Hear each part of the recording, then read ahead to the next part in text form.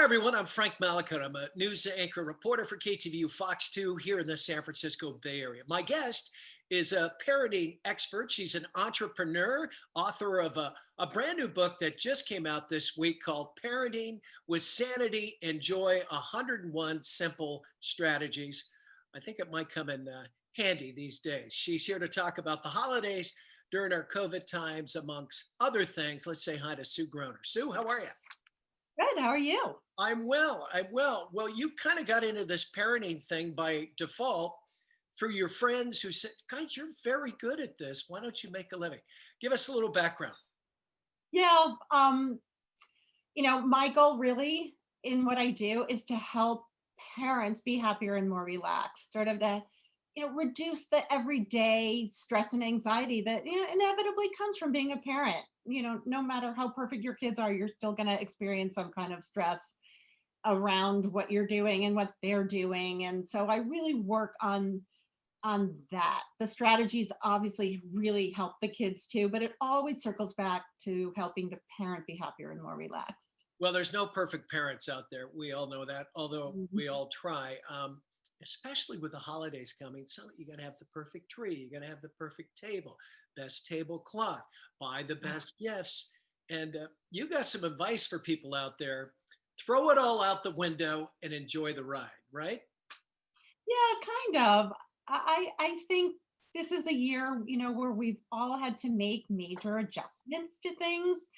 We got through Halloween. I think everyone did just fine. Kids survived, they got their candy, and now we're on to the next holidays. And yeah, you know what? We need to change our mindset a little bit and say, hey, it's just going to look different. It doesn't mean it's going to be worse. It's just going to be different. And when we do that, all of a sudden we take a lot of the pressure off ourselves.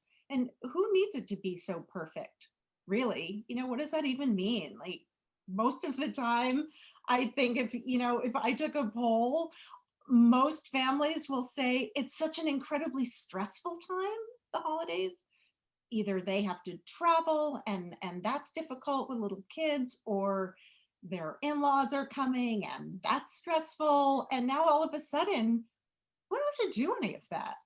Everything is scaled down, and how great, so you're cooking smaller dishes, and you don't have to worry about the arrangement of where people are sitting at the table so you don't insult somebody, and all those little issues. Who's more worried about having the perfect holidays, the kids or the parents? The parents, for sure. Oh, parents for The sure. kids adapt, Yeah. right? Yeah, you know what? Kids are resilient, they're easy. Give them something fun. Even if you sit down with them and say, hey, holidays are going to look different this year. But let's come up with some really fun things that we can do together. Right. It doesn't have to, say, maybe there's something that they've done every year and they go to visit grandma and grandpa in warm weather or someplace special and they don't get to do that year. And yeah, that's disappointing. Acknowledge that. Don't say, don't worry, well, just we get to do this instead. It's like, yeah, you know what? We've had a lot of disappointments this year and we keep getting through them, and good for us. And yeah, I get that. You're disappointed. I am too. So traditions that, like you said, grandmas, or maybe I don't know, maybe you go someplace tropical on a vacation or whatever the case may be. Maybe you start some new ones, right? Absolutely. There's so many traditions that you can start that are your own special ones for your family. They don't have to, you don't have to look for a list of these are the traditions you need to start.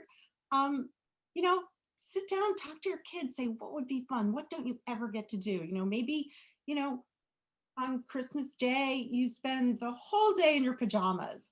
You don't have to get dressed up for anything. You don't have to wear that uncomfortable, tie for the little kid that you don't want to wear. And so, they could be silly. Have a movie marathon, make special dishes. I don't know. There's so many fun things that Yeah, that break the are mold. available at home.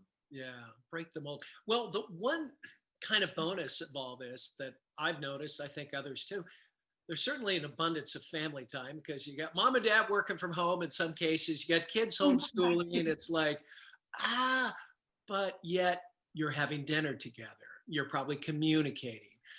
You might be off these silly devices a little bit more, and maybe over the holidays, that's a good thing. I think it's a good thing all the time, frankly.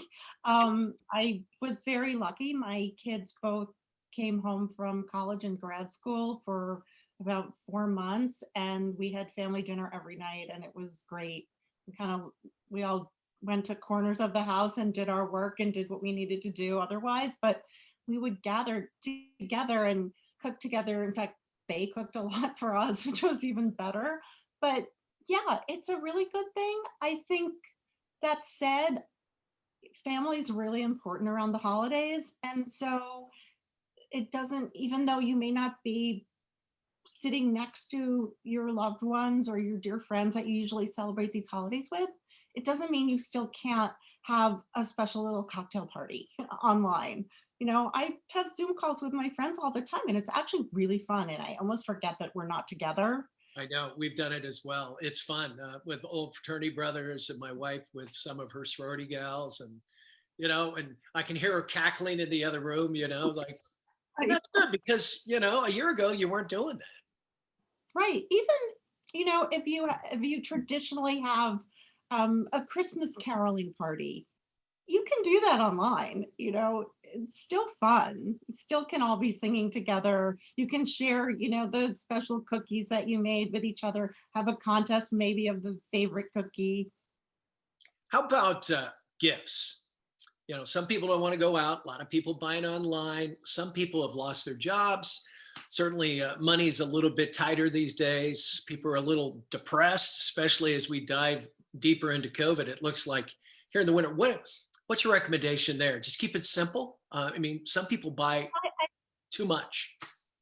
Yeah, I think that, sit down and figure out really what you're capable of and comfortable doing in terms of budget. And if you're asking your kids, for instance, for a list of the things that they want, give them the parameters. It's okay to do that. But once you do and they fit into those parameters, those gifts, don't judge them. A lot of times we'll say, well, what do you need that for? Like, I'm not getting you that. You'll never use it. We don't get to do that. Like, we've asked them, what do you want within these parameters? Now, and that's really what a gift is. It doesn't have to be useful. It doesn't have to be used, in fact. If you have expectations that it's going to be used and it's not, then maybe you shouldn't even get it, or you talk to your child about it. But it's a gift. And let them do what they wish. I think it's also a great time to do some experiential things as gifts, even things that don't cost any money. Now, create some coupons of things that your child loves to do with you, and give those. Say, you get to spend an afternoon with mom, playing beauty shop, or we get to play video games together for an hour, or even things like you get an extra half hour of screen time and you can turn it in when you want. Those are great gifts for kids. I need advice because I'm into Christmas cards, being the old guy here. And I'm one of those, I write like a crazy man. I send a picture, and when you get a card and it doesn't say anything, it's like "Merry Christmas." It's like, why bother? I always write a personal note in mine, but I'll go to the mailbox and I go, "Oh, geez, I forgot them. Oh, geez," and I'm writing until 2 days before Christmas, when a lot of people just want to be done with it. Even if people send them out this year, I don't know. What's your advice there? On holiday cards? Yeah. Again, it's like it's a lovely thing to get in the mail, but I find that getting, an email with a picture and a note is really just as nice. I want to hear what's going on with your family. I want to know that you thought about me. I'd like to see the pictures, but you know what? An email, or even like just, I guess, Evite, and there's some online services now that you can send your holiday cards through. You can really do so much more, and it's great for the environment, obviously. It's Right. more sustainable. Or pick up the phone Yeah, and pick up the phone too. and Zoom. Hey, Merry Christmas. Haven't chatted for you a while.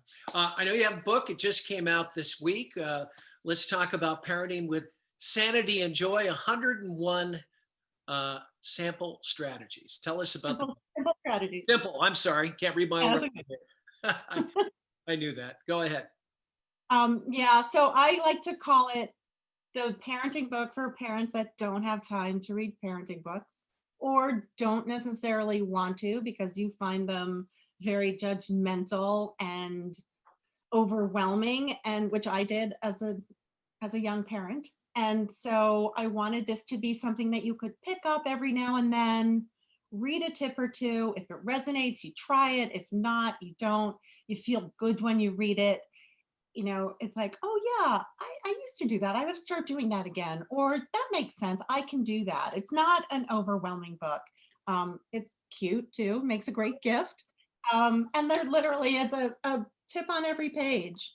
There's some little journaling options as well. So yeah, I think it's great. All right. And doing well, I might add. Just a It's few days like, out of the wow, gate, right? absolutely. It's number one on Amazon's new releases in the parenting and family resource section. So And pretty if good. well, a lot of people would like to write a book, and you got to sit down at your computer. How long did it take you? Was it a bit of a task, or was it did Yeah, it was a task. I think the hardest part was taking all the tips that I had and then giving them some structure. And I went real old school and I took all the little tips on pieces of paper, and we have a big long, kitchen table, and I started putting them into different sections of what I thought would be the chapters, and then playing this little game of, well, this one has 10 and this one only has 3, so we have to move them around and maybe change the sections. So that was hard, but otherwise, I know I just kept a list going of the ideas that I had. And but yeah, it's a project for sure. I bet, but it's doing well, which is great. And finally, the clear method. What is that? So that's my method that I developed for parents to consider anytime there's some sort of an issue or conflict with their child.